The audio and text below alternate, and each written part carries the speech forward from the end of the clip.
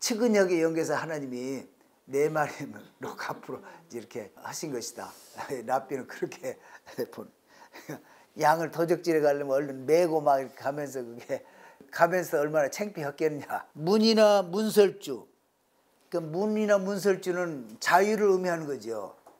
그리고 거기에 피를 발라가지고 거기서 죽지 않고 살아남아서 이렇게 나오게 하신 하나님의 그 자유의 상징이 문인데, 문에다가 귀를 뚫어서 너는 영영이 노예다. 그렇게 저주의 상징인 거예요. 이 사람이 상처를 받음으로 일어날 수 있는 상해에 대해서 보상을 다 사형한 것 외에는 다 금전으로 보상한다는 거예요. 토라의 가르침은 모든 것을 금전으로 보상을 해라. 왼쪽 뺨을 때리면 오른쪽 뺨까지 대라. 그걸 그냥 기독교에서는 그대로 가르쳐가지고 뺨 맞고는 이렇게 또 대라고 이렇게 설교했는데, 그런 것이 아니고, 그렇게 한쪽 뺨을 맞았을지라도 나는 하나님이 계셔서 든든하니까 내가 왼쪽 뺨도 치면 쳐봐라. 실제로는 그 눈을 뺐으면은 내 눈을 빼야 될 그런 상황인데 이렇게 내보내라고 했으니까.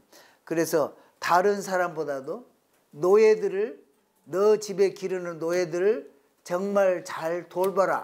돈을 그렇게 특별한 그런 이자를 많이 안 주고 빌려주는 것은 가장 최선의 최고의 긍휼이다. 독립적으로 그 사람이 살아날 수 있는 기회를 주는 것이, 동물적인 그런 것에만 몰두해서는 안 된다. 이걸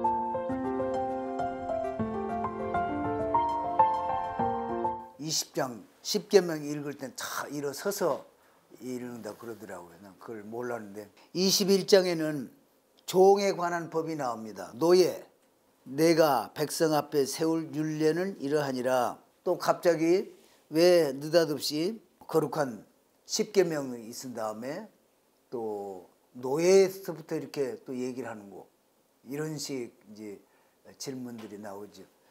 왜 그랬을 것 같습니까?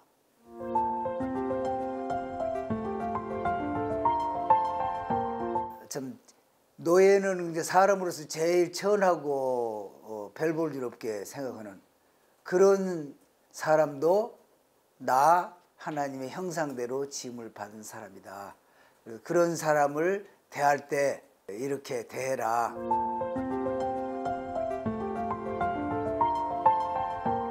여기서 지금 21장부터서 22장 연속으로 이렇게 나오는데, 이것은 시민 사회에 관한 법이라 그렇게 civil law, 그래서 시민 사회 법이다 이렇게 얘기를 하는데, 왜 지금 거룩한 10계명 다음에 이것이 나왔을까?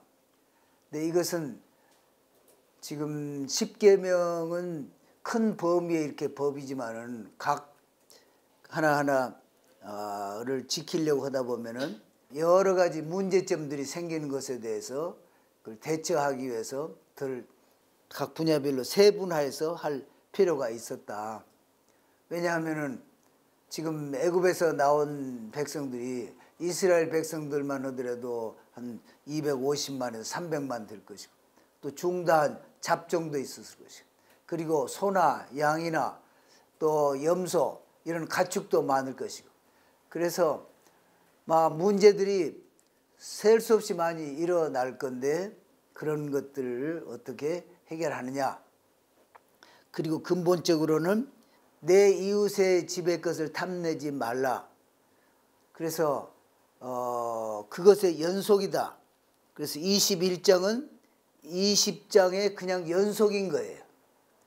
다른 그냥 이것은 뭐 시민에 관한 그 생활에 관한 법, 그래서 그냥 이건 세상적인 거, 세속화된 사람들에 대한 그 법, 그런 것이 아니고, 하나님의 법은 종교적인 거나 세상에서 다스릴 수 있는 건 똑같은 거예요.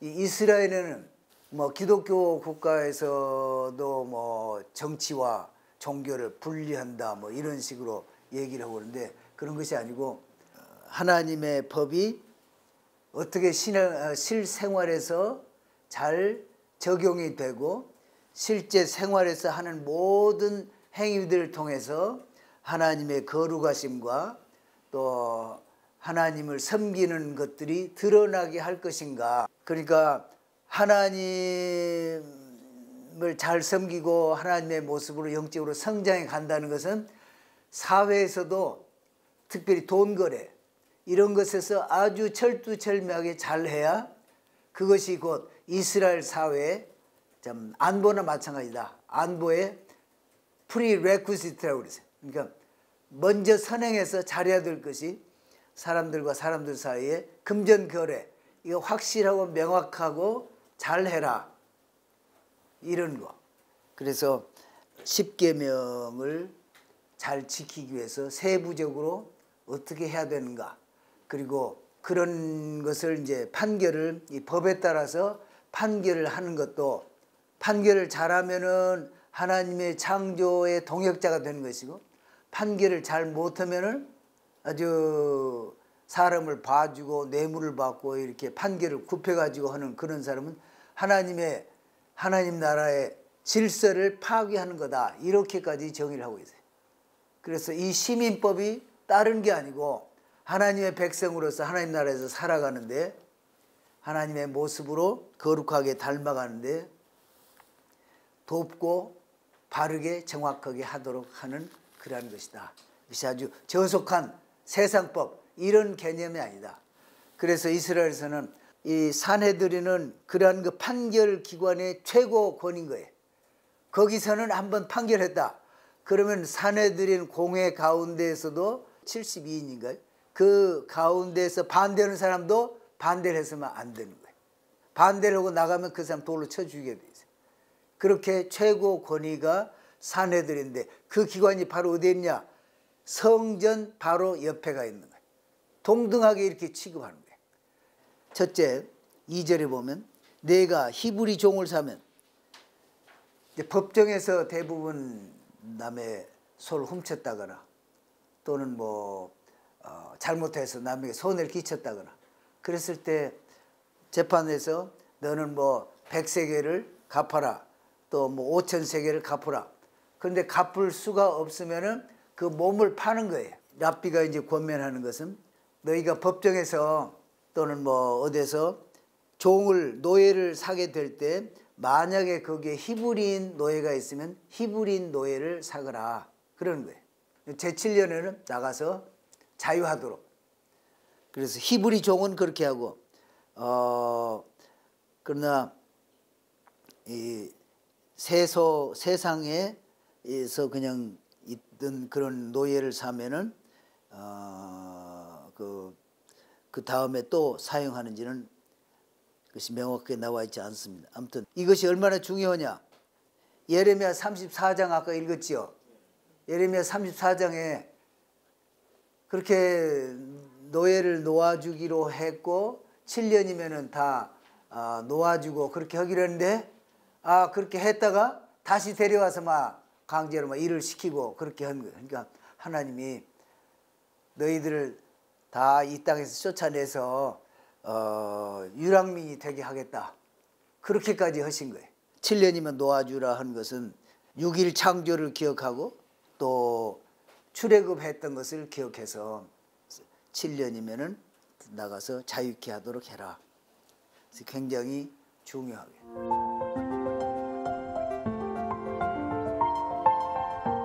그래서 인권을 굉장히 중요한 거죠. 또 그런데 5절에 종이 진정으로 말하기를 내가 상전과 내 처자를 사랑하니 나가서 자유하지 않겠노라 하면은 상전이 이건 노예의 주인이죠. 그를 데리고 재판장에게로 가라. 하나님은 지금 법을 만들어 가지고 7년째는 자유케 해라 그랬는데 지금 내 다시 종이 되겠다. 그러니까 종 되었던 사람이 종이 되겠다 이런 얘기인 거죠 말이잖아. 그런 것은 하나님이 진노하신 거다. 이건 기뻐하지 않는다. 자유케 하려고 놔줬는데 자유케 나가서 하여튼 힘다는 데로 가서 일하고 이렇게 하려고 하지 않고 노예로 살기를 원한다. 그러니까 애굽에서 안 나가고 애굽에 그대로 남아있겠다 하는 그런 모습이나 마찬가지인 거지. 그래서 이건 저주의 표시로 지금 문이나 문설주. 그러니까 문이나 문설주는 자유를 의미하는 거죠. 그리고 거기에 피를 발라가지고 거기서 죽지 않고 살아남아서 이렇게 나오게 하신 하나님의 그 자유의 상징이 문인데, 문에다가 귀를 뚫어서 너는 영영이 노예다. 그렇게 저주의 상징인 거예요. 그리고 이제 딸을 여종으로 팔았습니다. 그때는 그 사춘기가 되기 전에 딸을 팔기도 하는가 봐요.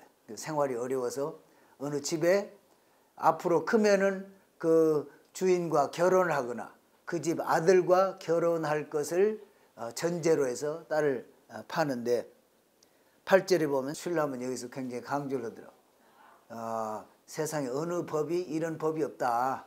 인권을 이렇게 존중해서 결혼하도록, 그리고 딸같이 대우해라. 그리고 만약에 12절에 만일 상전이 달리 장가들지라도 그 사온 딸을 그 여자를 이제 커서 결혼을 해야 될 텐데 마음에 안 들어가지고 결혼 안 하고 다른 사람하고 결혼했다. 그렇다고 할지라도 의복과 음식과 동침하는 것은 끊지 못할 것이요. 부인처럼 대접하라 이러는 거죠. 이 세 가지를 시행하지 않으면 그는 속전을 내지 않고 거저 나가게 할 것이니라. 굉장히 1300년, 지금부터 3000 한 300~400년 전의 법인데, 그때도 이렇게 인격적인 법을 이렇게 한 것이다. 그때 노예가 있었지만은 그렇게 해라. 그리고 12절에는 고의적으로 아니고 실수로 그렇게 했으면은 내가 그런 사람을 위해서 한 곳을 정하리니 그 사람이 그로 도망할 것이며, 그것이 도피소지요. 도피성, 프리메디테이트, 미리서 구상하고 생각하고 기회를 봐가지고 쳐 죽였다. 그러면은 내가 만들어 놓은 그 도피성에서도 잡아내고, 성전에 들어가서 뿔을 잡으면은 그 사람은 보통은 살려두고 또 조사를 하는데, 거기서도 잡아서 내가지고 쳐 죽여라.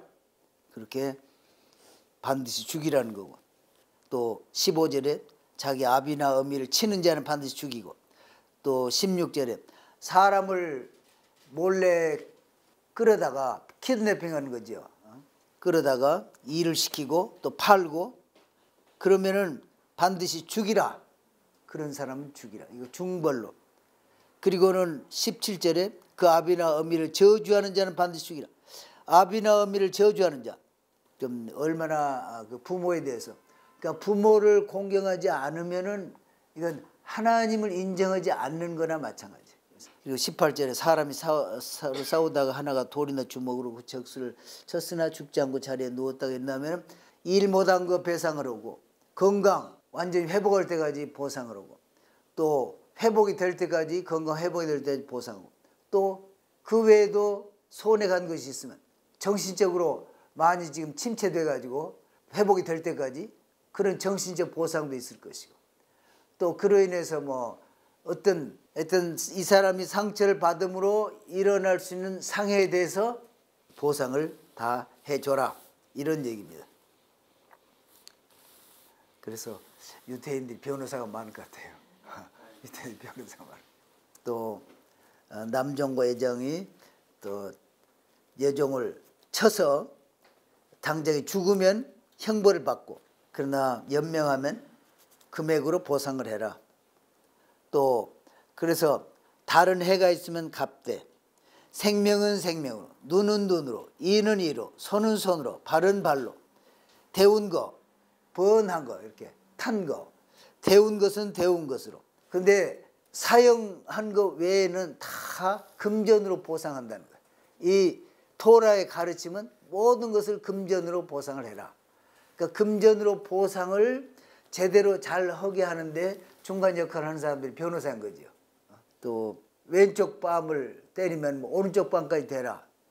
그걸 그냥 기독교에서는 그대로 가르쳐가지고 뺨 맞고는 이렇게 또 대라고 이렇게 설교했는데, 그런 것이 아니고, 그렇게 한쪽 뺨을 맞았을지라도 나는 하나님이 계셔서 든든하니까 내가 왼쪽 뺨도 치면 쳐봐라, 이런 식이라는 거지. 왼쪽 뺨 맞으면 그 한쪽 이쪽 바지 때려달라고 이런 식으로 한다는 게 아니죠. 그래서 그 이제 성경 말씀을 이렇게 대면서 그 상황이 나는 뒤에 배경이 이렇게 든든하니까 너가 때리려면 얼마든지 때려봐라. 그런 것이지 그냥 막고 있으라 그런 의미가 아니라는 거죠.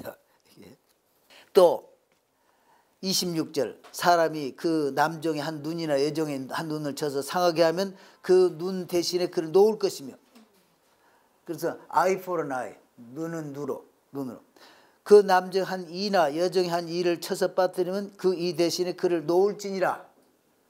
이를 뺐으면 남종이나 여종이나 내보내라는 거예요.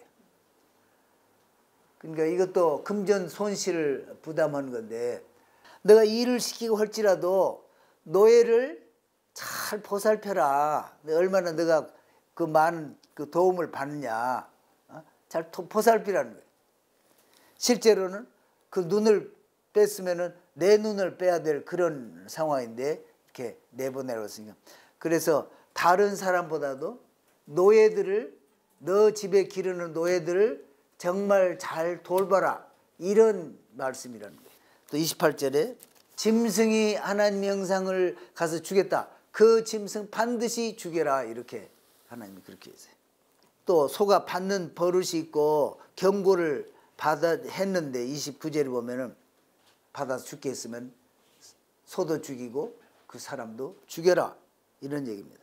또 소가 만일 남종이나 여종을 받으면 소임자가 은 30세겔을 그 상전에게 줄 것이요 소는 돌에 맞아 죽일지니라. 종에 대해서 했을 때는 그렇게 하라. 여러 나라에 많이 있고 그러지만 이스라엘은 하나님이 이것을 정해 주신 거예요. 십계명과 동등한 위치다 이게.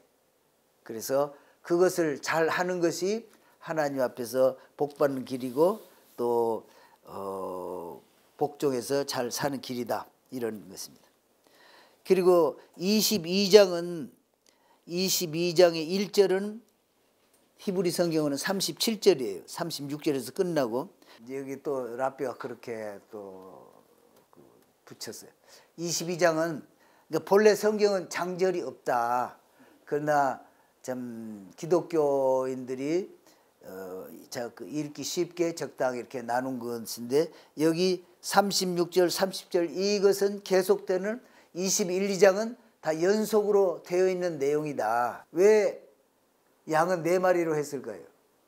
측은역에 연계해서 하나님이 4마리로 앞으로 이렇게 하신 것이다. 랍비는 그렇게 본.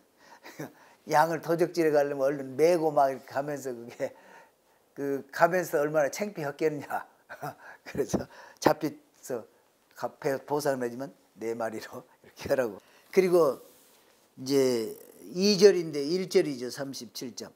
도적이 뚫고 그랬는데 영어로 번역해 놓은 보니까 터널을 만들어 가지고 이렇게 몰래 이렇게 들어올 때 그 주인이 겁이 나 가지고 안 보이니까 그래서 어떻게 쳐가지고 죽었을 때 이런 때를 말하는 것이고 그런데 해돋은 후에 저 사람이 별 그렇게 큰 피해가 없을 것 같은데도 달라들어 쳐주겠다. 그러면은 그것은 안 된다. 물건을 맡겨서 그냥 그걸 잃어버렸을 때 그래서 도적질해서 했으면은 갑절로 배상을 하고 도적이 잡히지 아니하면 그 집 주인이 재판장 앞에 가서 자기가 그 이웃의 물품에 손댄 여부에 조사를 받을 것이다. 만약에 맡김을 받은 사람 물건 가지고 있던 사람이 도적질해서 배로 갚으라 이런 얘기고요. 9절에 3,500년 전에 이렇게 자세히 해놓으셨어요. 도덕에 관한 법. 사람이 정혼하지 아니한 처녀를 껴 동침하였으면 그 빙패를 들여 아내로 삼으라. 그런데 그 아비가 안 된다. 그러면은 돈을 내서 그것을 손해를 배상을 해라. 또 18절에 무당을 살려두지 말라. 무당은 살려두지 말라는 거예요. 아주 뿌리채 뽑도록. 무당 이거 살려두면 안 돼. 흉내도 내면 안 돼. 짐승과 행음하는 자도 죽이라. 또 20절에 여호와 외에 다른 신에게 희생을 드리는 자는 멸할지니라. 우상을 섬기는 것은 말로라도 이렇게 하지 말라. 보통 죄는 우리가 뭘 행함으로 이렇게 죄를 짓잖아요. 근데 우상 이것은 우상의 뭐 이름을 부른다든지 우상 하여튼 그거 말로라도 하면 그 죄가 된다. 이방 나그네를 압제하지 말라 이런 얘기도 있고요. 또 여기서 이방 나그네는 개종해가지고 와 있는 그런 사람들 학대지 말라. 또 22절 고아나 과부를 해롭게 하지 말라. 23절 내가 만일 그들을 해롭게 함으로 그들이 내게 부르짖으면 내가 반드시 그 부르짖음을 들을지라. 약한 자, 어려운 자를 돌보시는 하나님이세요.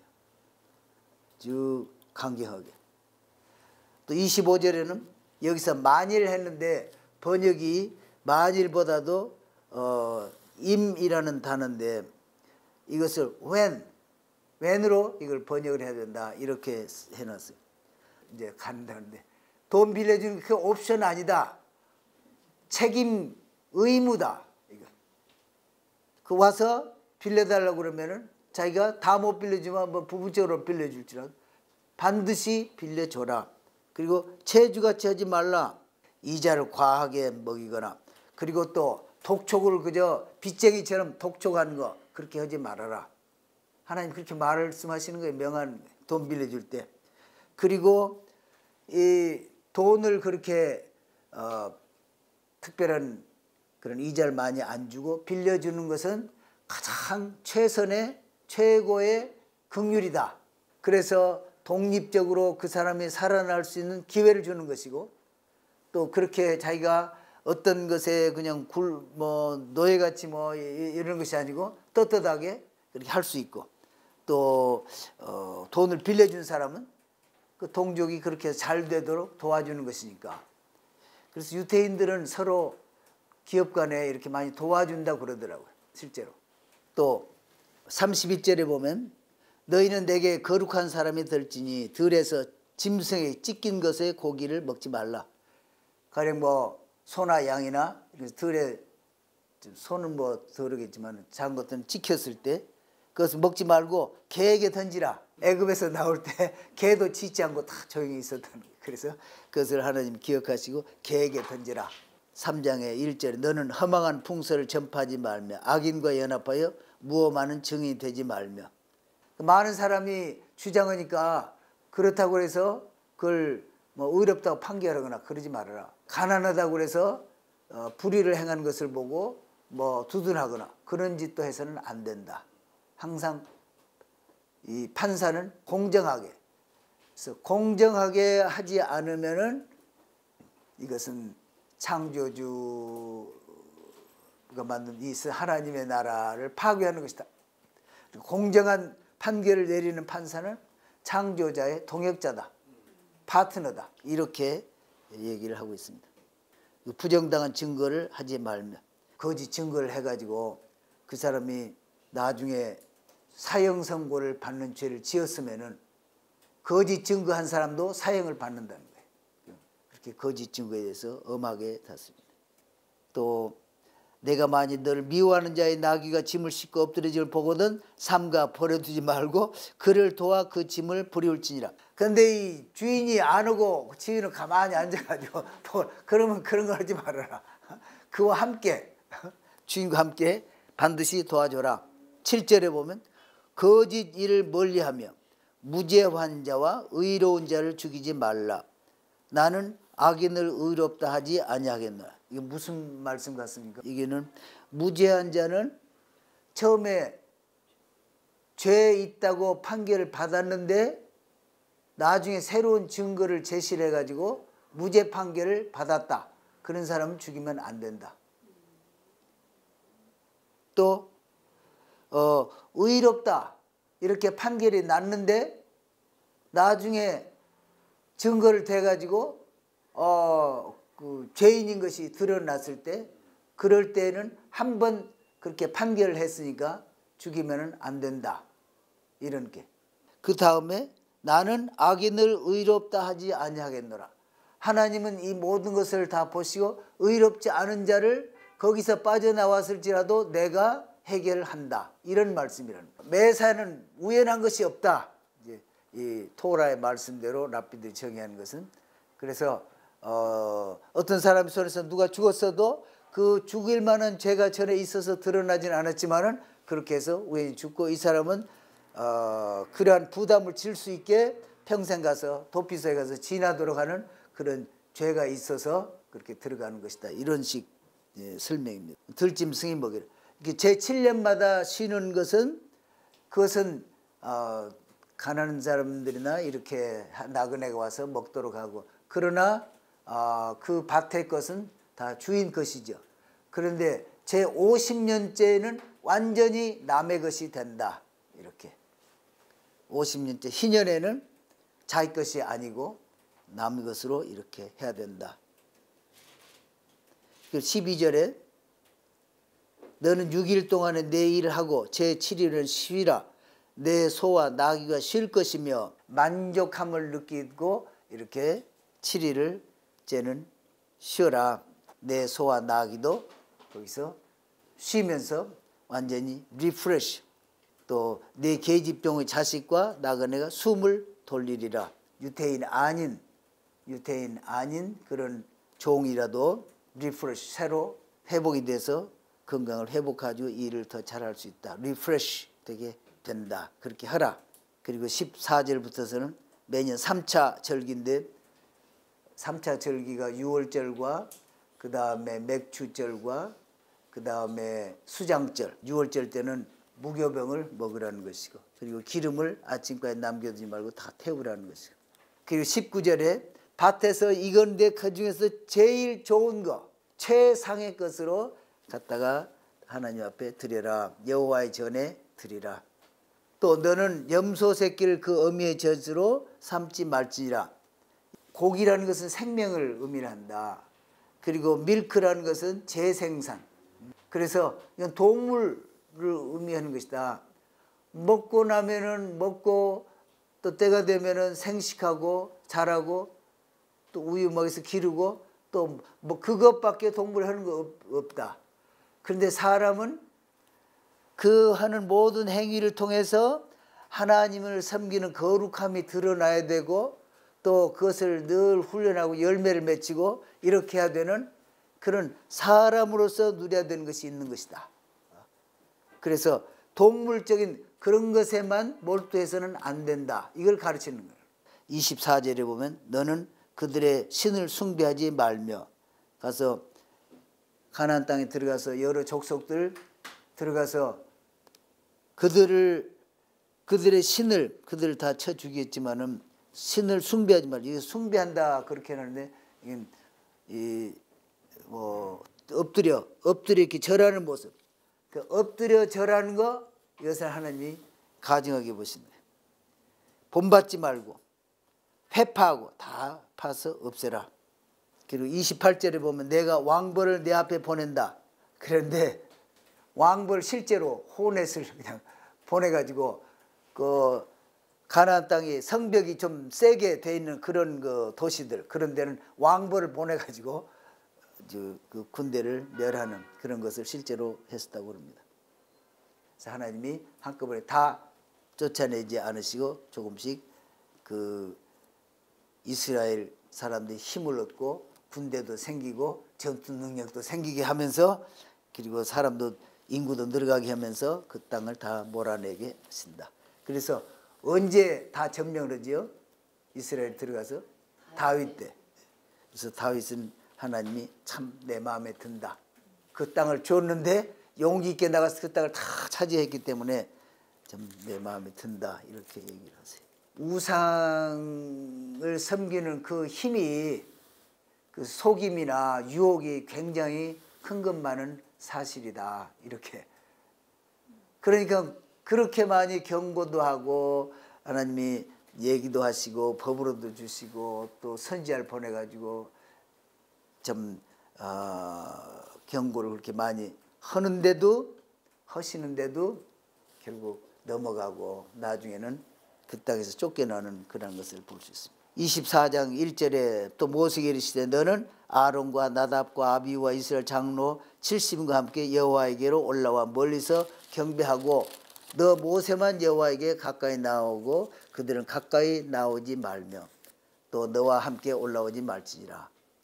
맨 위에 산 꼭대기에는 짙은 구름이 있어서 하나님이 계시고 그 다음에 모세가 앞에 나가 있고 그 다음에는 제사장 아론과 또 아들들이 있고 그 다음엔 산 밑에는 이제 일반 백성들이 있는데 이 모양을 그대로 나중에 성막으로 옮겨놓고 성막의 모양을 그대로 옮겨놓은 것이 성전이 되고 그러죠. 그러는 것인데 3절에 보면은 그 유명한 랍비가 또 대답이 나는 우리는 하나님을 알고 하나님은 우리에게 감당 못할 것을 주시지도 않고 다 그렇게 귀한 것을 주시기 때문에 행하고 복종한다고 얼마든지 할 수 있다.